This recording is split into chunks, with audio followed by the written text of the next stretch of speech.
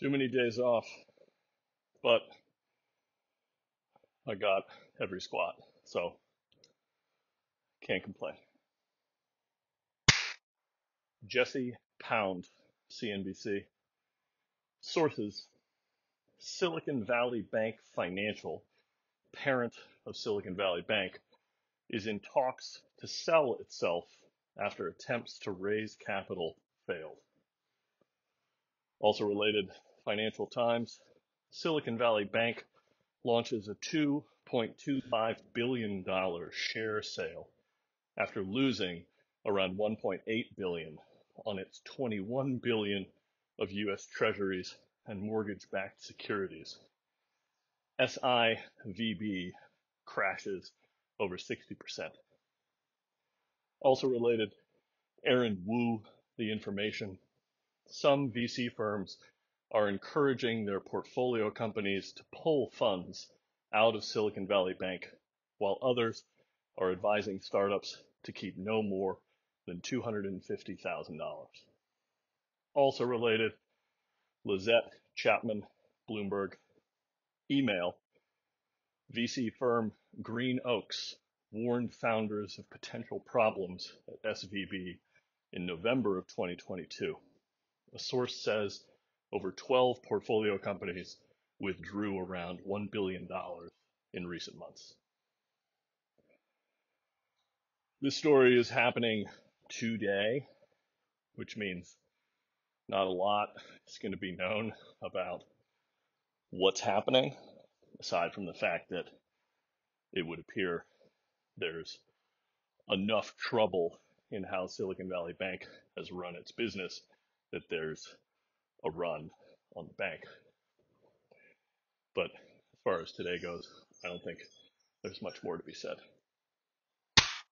Casey Newton, platformer. Meta is exploring a standalone, decentralized social network for sharing text updates. The app, codenamed P92, will reportedly let users log in with Instagram. This is interesting. The notion that Meta, of all of the areas of investment at that company, is exploring what sounds very much like a competitor to Twitter, is validating for Twitter.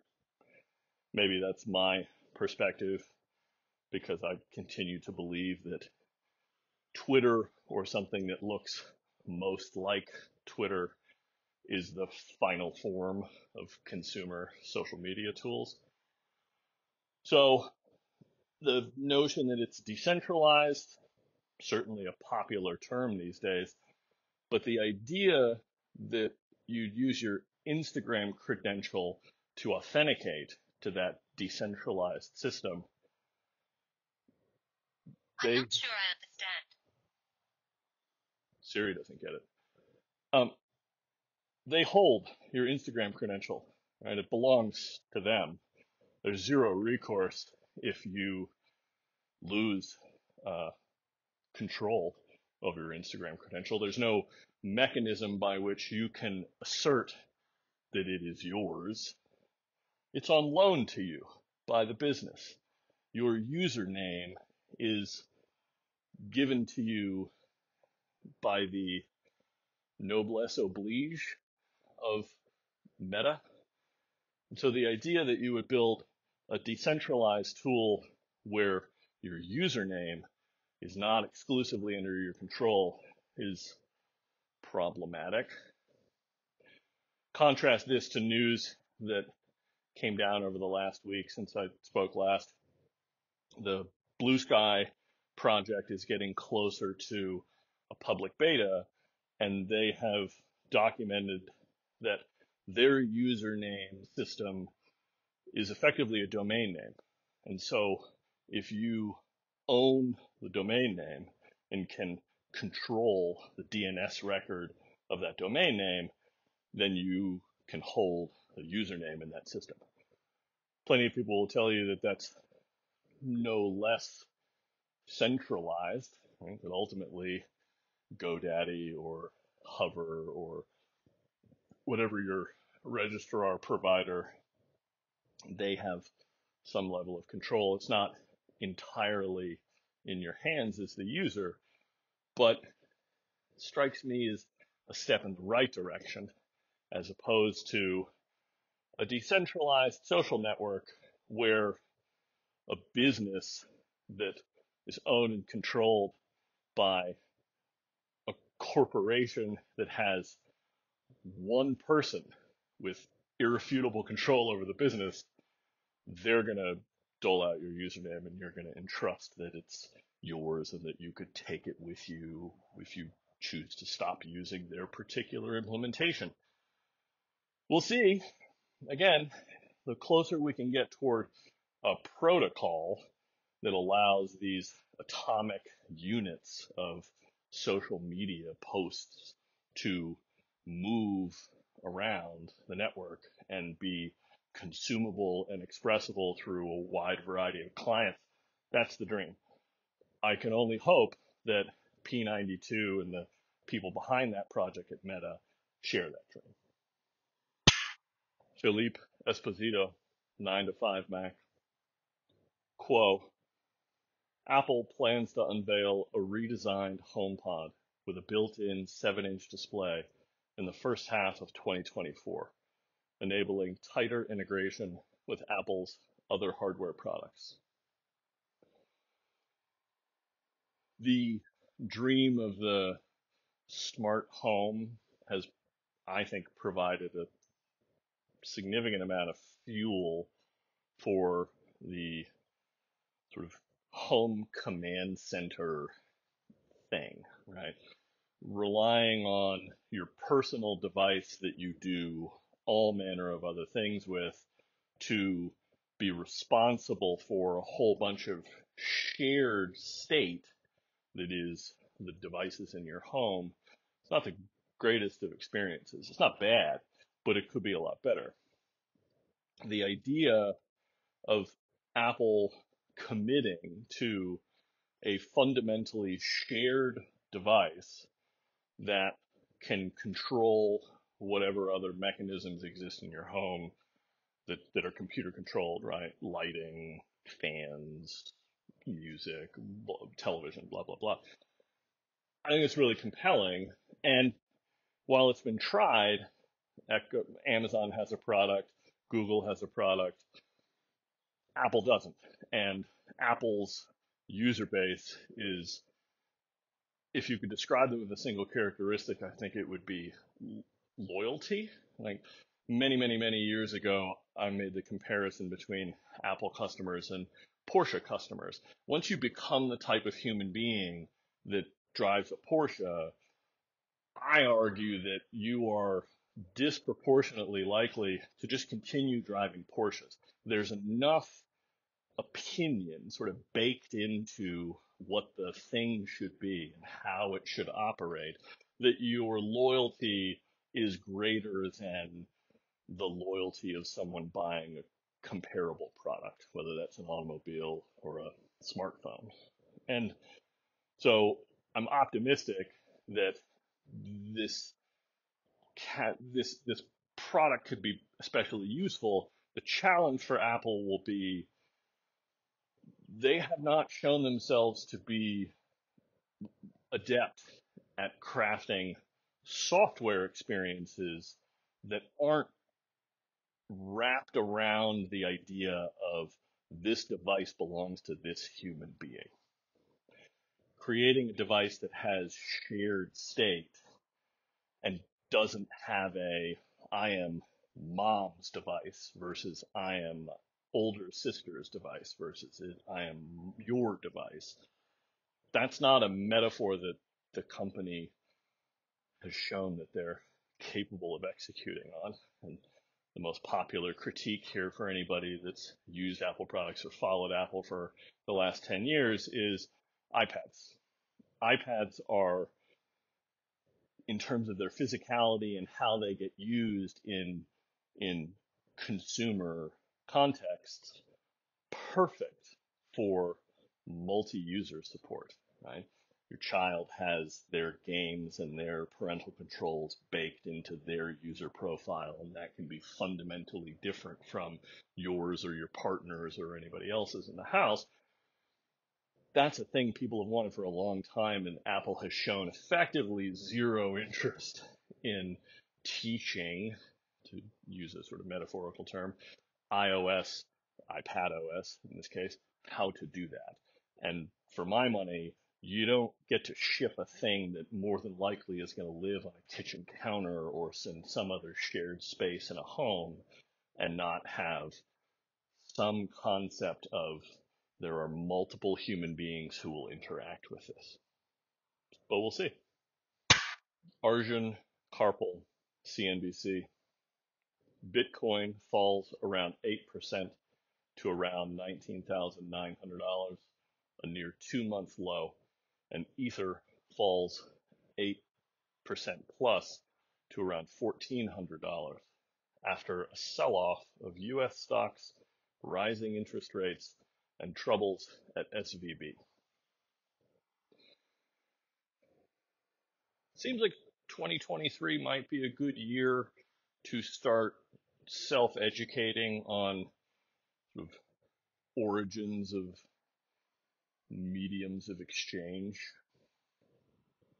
The consensual hallucination, shared consensual hallucination that is Bitcoin is today worth a shade less than 20,000 US dollars is exactly that. It is a group of people who all agree that a single Bitcoin can be converted into, roughly speaking, 20,000 US dollars. And many people would look at that and say, it's nuts. All it is math that proves that this particular slice of a finite block of Bitcoin, it proves that you hold it and you control it. And the way that you prove that is that you signed the transaction and your public key is associated with the transaction. So long as you are the holder of that private key, you are, ergo, the owner of that Bitcoin. It sounds preposterous. The same goes for Ether, right? It's different values.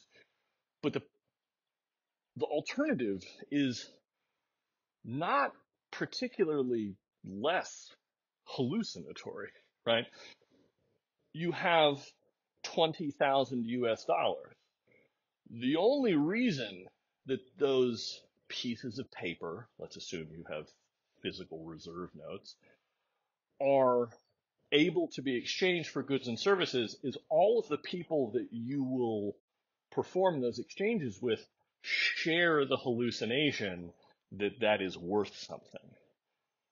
The difference here is that in the Bitcoin example, you hold code and keys in the form of 24, public-private key pair.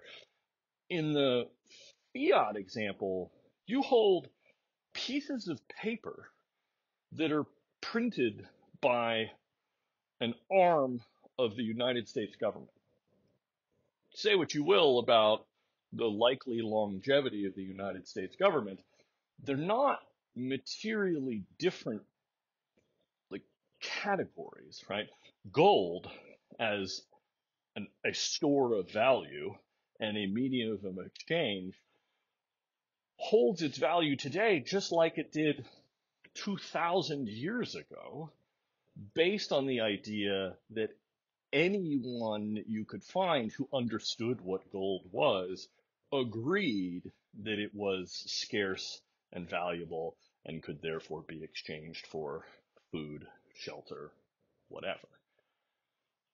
The notion that troubles at Silicon Valley Bank somehow contribute to a downward pressure on the value of cryptocurrency, I think is precisely backwards.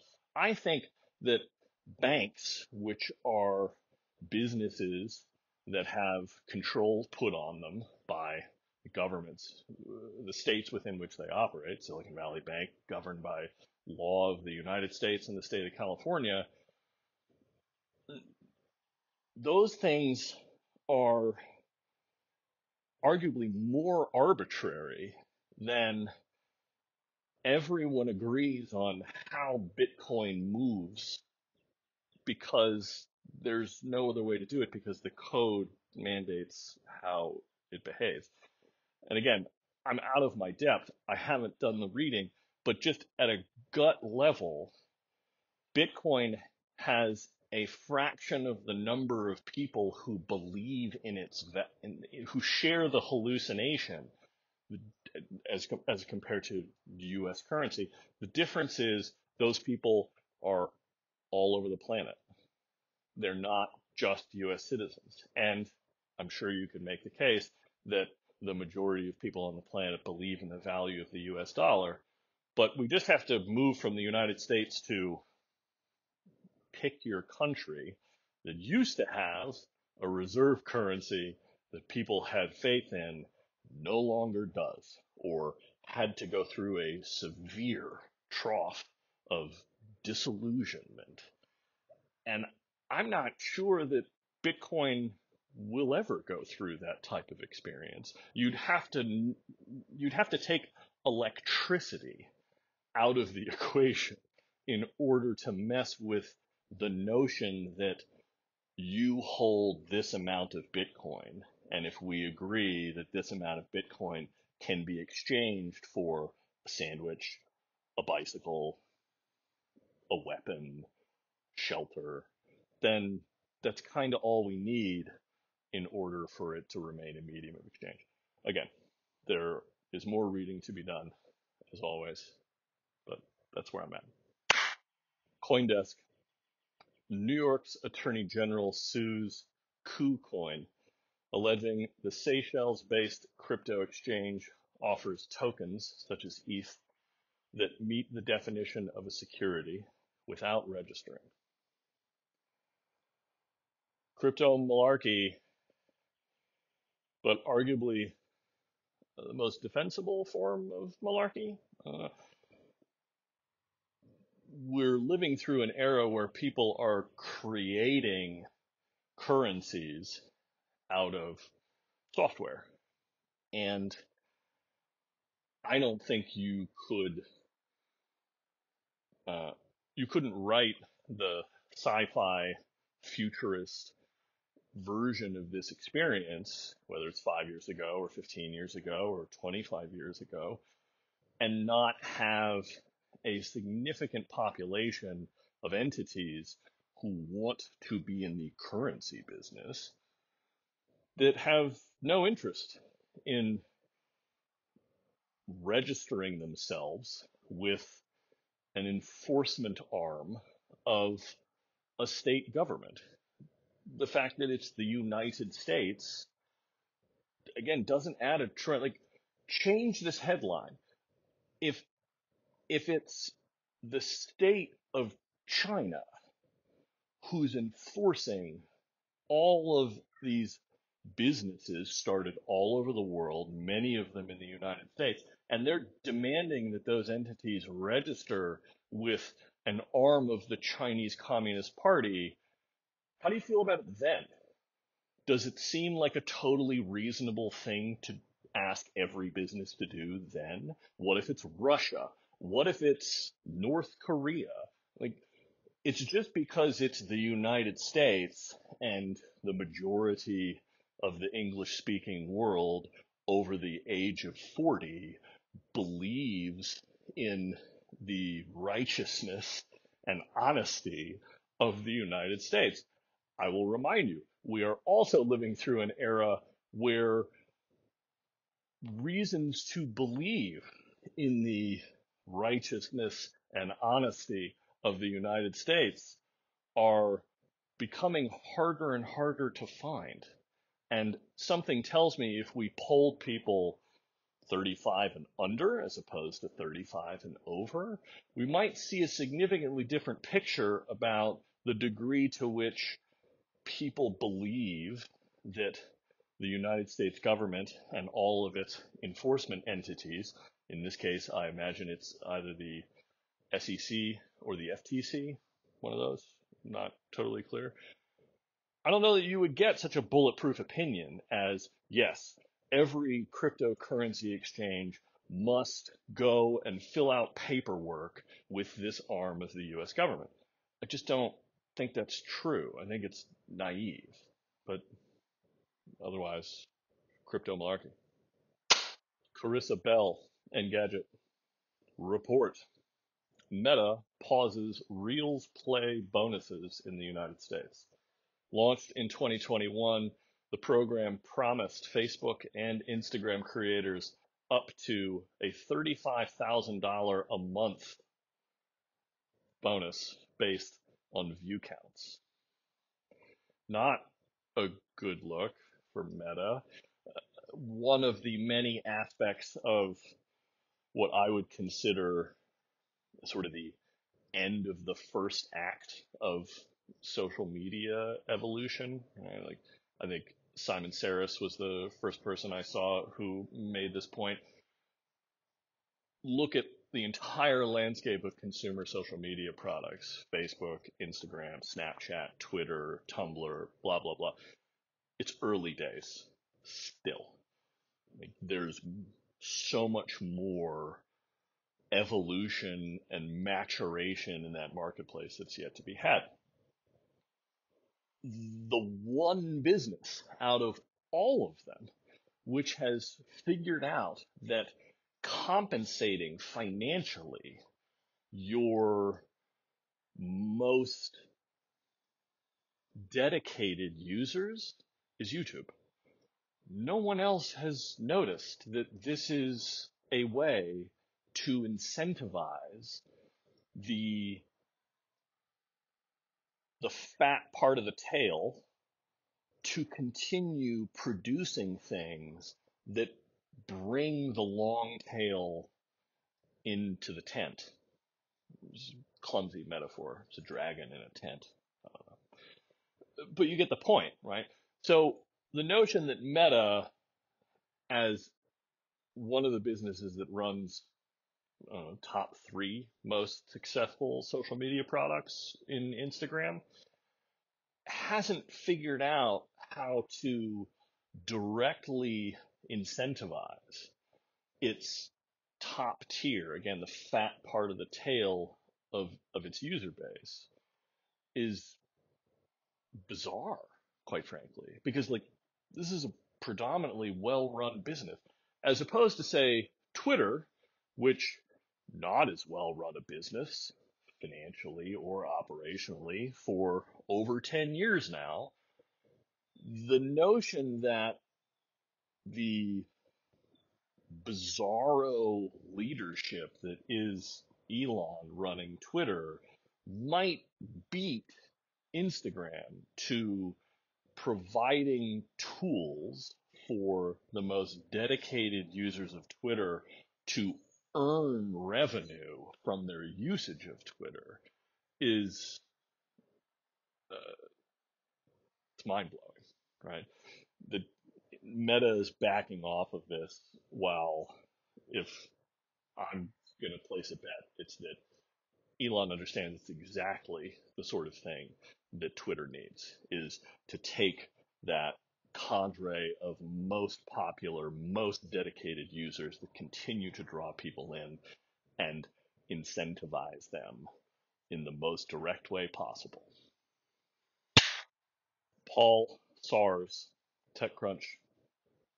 The UK's CMA closes its antitrust probe into Google and Meta's alleged Jedi Blue deal on online ads, following a similar decision made by its EU counterparts.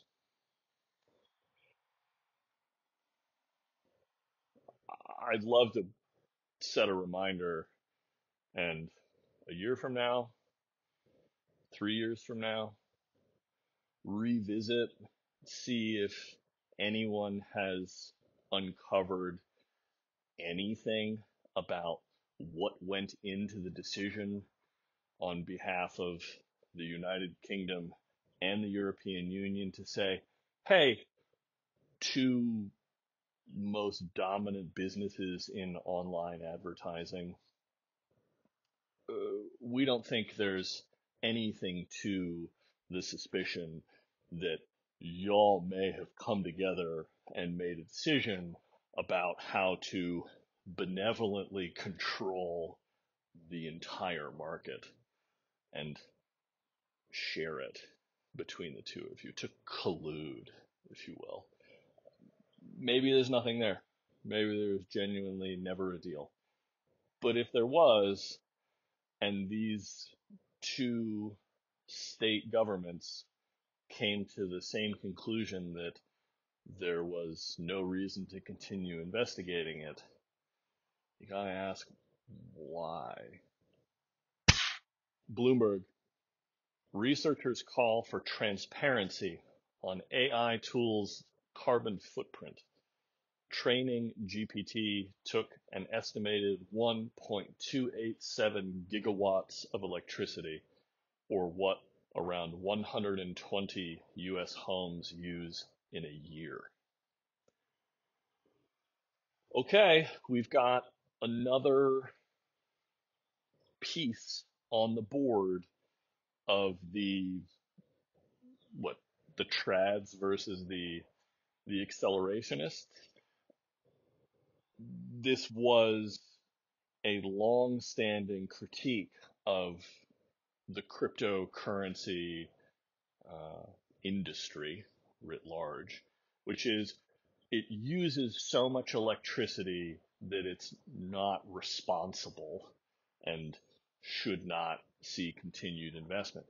Now we're going to make similar critiques of this arguably next frontier or next major platform step change in how software gets built, which is we ask the machine to do a bunch of work for us and arrive at some set of outputs that allow us, the users, to advance much more rapidly toward whatever our goals may be. The fact that training the GPT-3 model, I'm not sure that's the right noun here, took a year's worth of electricity for over 100 US homes, that's a significant amount of electricity. No doubt about it.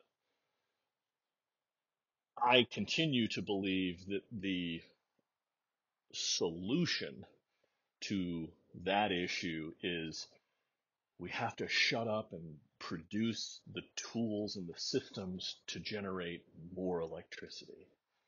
We have to invest in renewable sources of electricity that we understand are capable.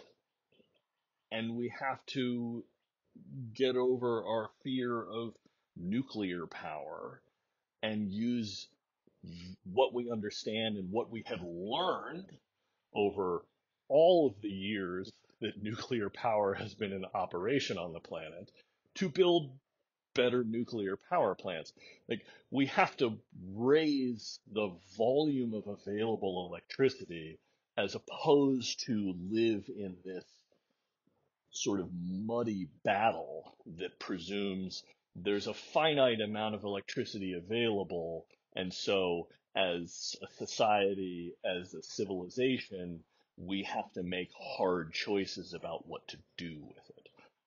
But I'm sure that there will be no shortage of people who will make the argument that tools like GPT-3 or GPT-4 or Stable Diffusion or whatever else are not worthy of expending so much electricity.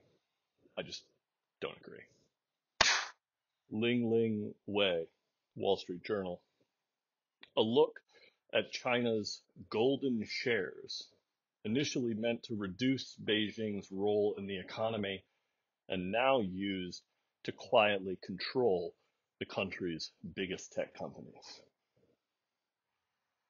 This is exactly what we were talking about earlier, everybody's on board with the idea of state regulation of industry, so long as everybody has sufficient trust in the state. Whereas, as a Westerner, looking at how the Chinese government operates its industry, it appears deeply concerning, right?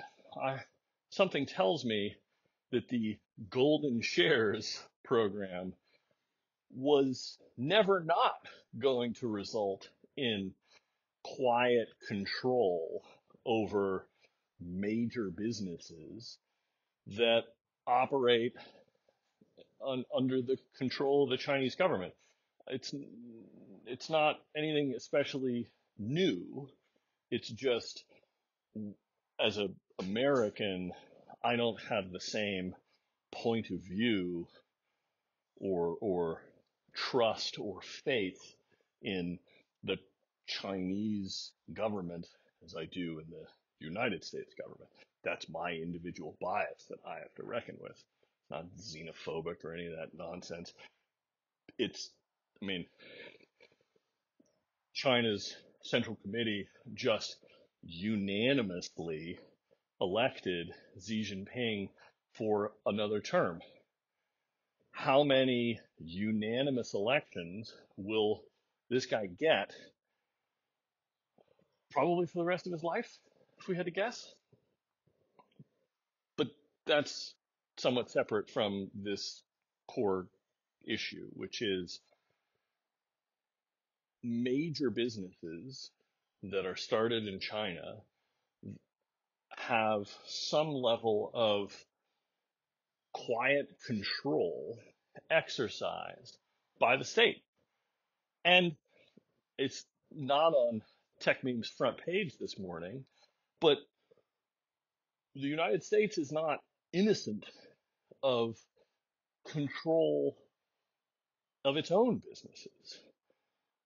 Matt Taibbi's latest drop of Twitter files brought him before Congress, I think yesterday, maybe the day before, because what the documents that he's um, to be fair, the documents which have been handed to him by Elon show that the disinformation arm of the executive branch of the US federal government was making, if not arbitrary, then at least like totally closed decisions about what is reasonable information and what is unreasonable information.